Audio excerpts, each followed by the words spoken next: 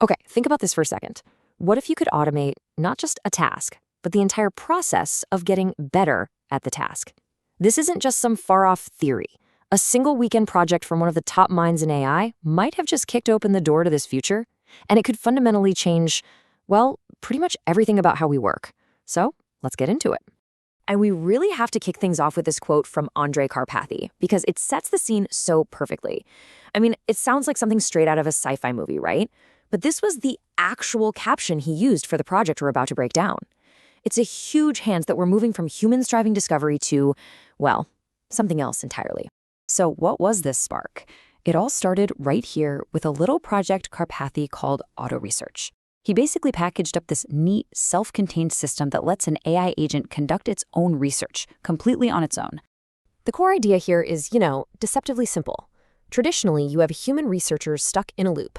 They tweak a setting, run an experiment, check the results, and then do it all over again. The whole process is limited by human speed. It's a bottleneck. What AutoResearch does is just get rid of that bottleneck by handing the entire loop over to an AI. Okay, so here's how it works, and it's just so elegant. First, the human sets the high-level strategy in a simple text file. Think of it like giving the mission briefing. Then the AI agent gets to work, actually changing the code itself. And here is the quiet genius of this system. Every single experiment runs for exactly 5 minutes. This creates a totally level playing field. After the run, it spits out a single score, just one number to say if the change was good or bad. In this case, the score is val-BPB. It's just a technical way of measuring how good the model is at predicting things, and a lower score is better. If that score improves, great, the change is kept. If not, it's thrown out. And then it just does it again and again, forever. So the big question is, did it work?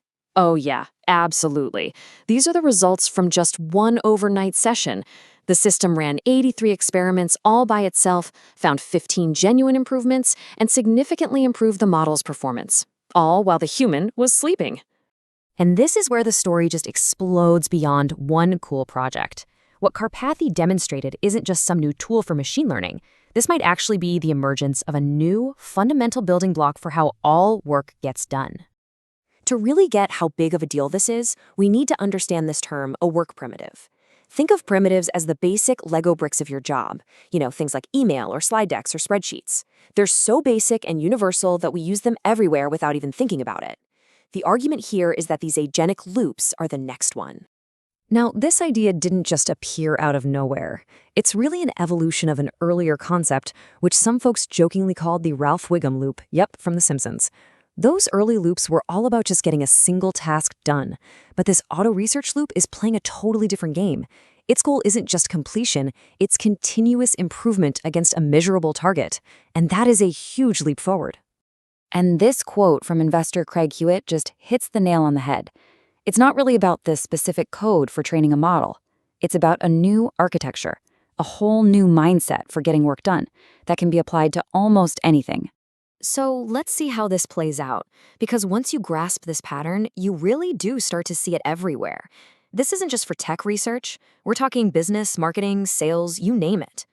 I mean, just look at this list. Any process where you can define what better looks like with a score is a candidate. Optimizing email subject lines for a better reply rate, that's a loop. Generating ad creatives to find the one with the highest click-through rate, that's a loop. Landing pages, job postings, YouTube thumbnails, it's all the same pattern. This quote really puts the scale of this change into perspective. We're not talking about a small productivity boost. We're talking about going from a few dozen experiments a year to literally tens of thousands. The pace of just getting better is about to explode. So what does this all mean for your job? Well, it suggests a fundamental shift in our roles. We're moving from being the person doing the work to being the person who designs the environment where the work gets done. You become the arena designer. Now, this approach doesn't work for everything.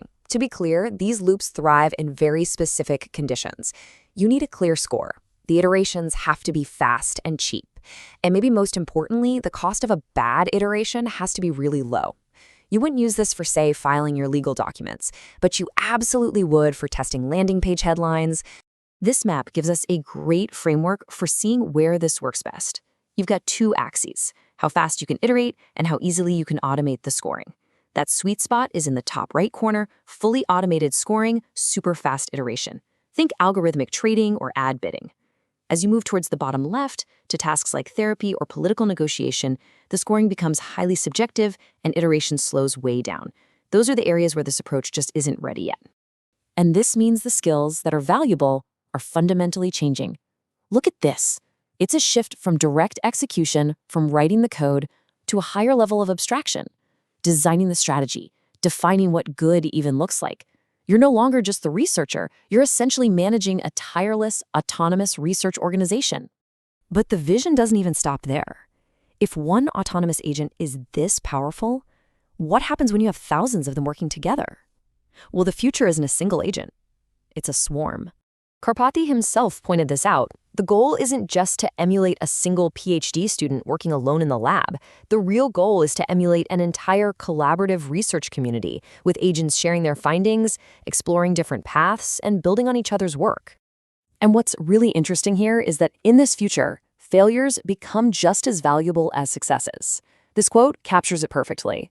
In the human world, failed experiments are often just buried, but in an agent swarm, every single failure is a valuable piece of data that tells every other agent which path not to take, making the whole system smarter. The challenge, of course, is that our current collaboration tools like GitHub, they were built for humans. They aren't designed for thousands of non-human agents collaborating at machine speed. We might actually need an entirely new kind of platform, an agent-native social network, just to coordinate this swarm. So we'll leave you with this one question. As you go about your work this week, think about what you do. Could you define better clearly enough for an agent to use as a score? Could you boil down your own judgment into a number? Because if the answer is yes, you might have just found your first step into this new future of work.